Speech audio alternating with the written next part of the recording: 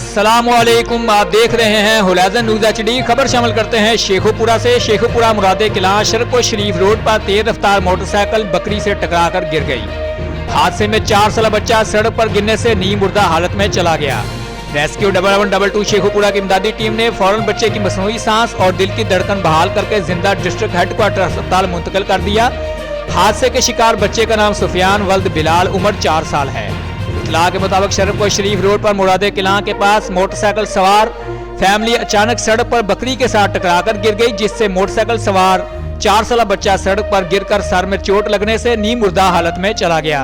इत्तला मसलूह होने पर रेस्क्यू 1122 शेखोपुरा की इमदादी टीम ने मौका पर पहुंचकर बच्चे को चेक किया तो बच्चे की सांस और दिल की धड़कन मौजूद ना थी और बच्चे के वालिदैन बच्चे को मुर्दा समझकर रो रहे थे।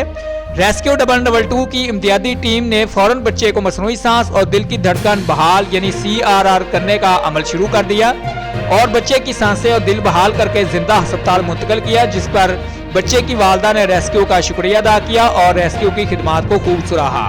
Report engineer Mohammad Faheem Sarwar Kamboh, chairman Horizon news HD।